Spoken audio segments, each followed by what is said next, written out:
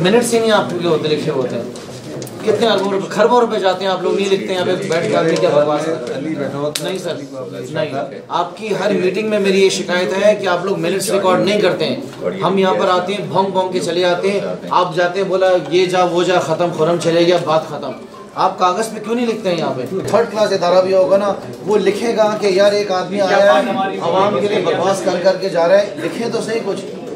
आप मुझे बताएं मेरी मीटिंग में लास्ट क्या हमारे साथ आपके पास इस दफ्तर में आपकी इस तरह की मीटिंग्स होती हैं, जो आता है उसको लिखे तो सही। वो क्या कह रहा है यार, खुदा के लिए आप लोग कब अपने आप को कोई मुनासिब इदारा बनाएंगे, कब सही करेंगे आप लोग? यार कोई एहसास करें, आप लोगों का एहसास कि हमारी टांगें घिस गई हैं, बोल बोल के थक गए। बातें करने आती हैं और तो इनको इसके अलावा इनको कुछ आता नहीं है। कराची की आवाम के साथ सौतेली माँ वाला सलूक किया जा रहा है। अल्लाह ही हाफिज है यहाँ के शहरियों का। सिंध असम्बली में PTI के लीडर और रुकन असम्बली खुर्रम शेर जमान ने कहा है कि पीपल्स पार्टी के मर्दों में दम नहीं रहा। उन्होंने करप्शन और लूट मार के रिकॉर्ड तोड़ दिए। असम्बली में बैठी पीपल्स पार्टी की खवातीन अराकीन को वजारतें दी जाएं। आपकी मिनिस्ट्री लोकल गवर्नमेंट की फेल हो चुकी है।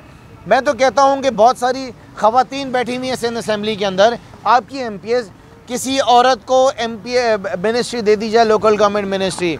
इन मर्दों के अंदर दम नहीं है इन मसाइल को हल करने का।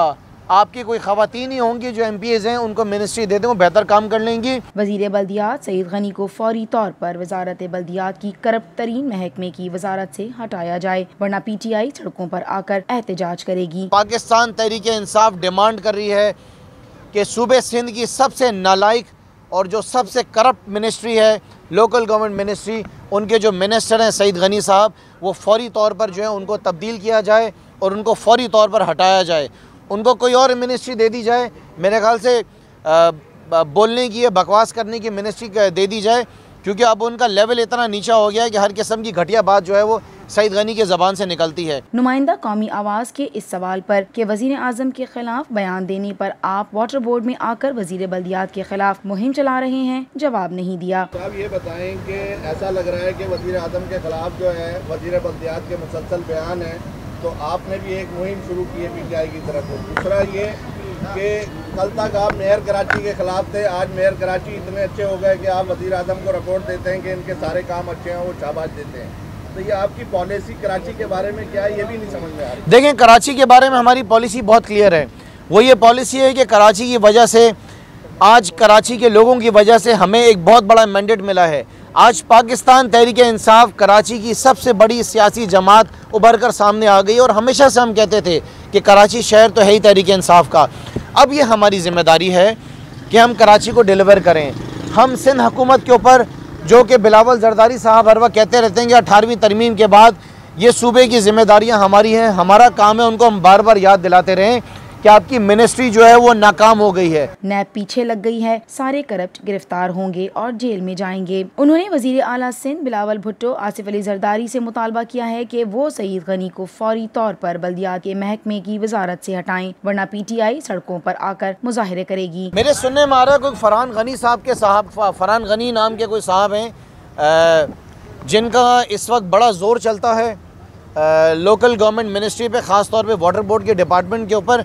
और सुनने में आया है, अल्लाह बेहतर जाने कि फरहान गनी कौन है। कुछ दोस्तों ने बताया कि फरहान गनी जो हैं वो इस वक्त ये मिनिस्ट्री जो है उसमें बहुत बड़ा अपना किरदार अदा कर रहे हैं, और जिनकी वजह से शहर के अंदर शायद बहुत बड़े मसाइल भी बढ़ गए हैं। वाटर बोर्ड के अंदर फरहान गनी नामी शख्स का जो है बड़ा दबदबा है। मेरे ख्याल से कोई दूसरे टप्पी आ गए, ये दूसरे टप्पी आ गए। लेकिन मैं आपको ये बता दूँगी, जितनी भी टप्पी है ना, चाहे ये दुबई भागें या जहाँ भी भागें, इनको नैब पकड़ कर लेकर आएगी और एक एक रुपए का हिसाब लेगी इनसे। ऑडिटर जनरल की रिपोर्ट में महकमा बल्दियात में खरबों की करप्शन और बेज़ाब्तगियां हैं। ये मिनिस्ट्री इस वक्त बल्दियात की सबसे ज़्यादा करप्ट मिनिस्ट्री है। आप ऑडिटर जनरल की रिपोर्ट निकाल के देख लें तो आपको खरबों रुपए की बेज़ाब्तगियां मिलेंगी। वाटर बोर्ड के अंदर जितनी करप्शन हो रही है वो हम सब जानते हैं। मैंने इससे पहले भी डिमांड किया था, मैं फिर डिमांड कर रहा हूँ कि जितने भी अफसरान हैं, बल्दियात से रिलेटेड जितने भी अफसरान हैं, उन सब के अकाउंट्स का ऑडिट कराया जाए।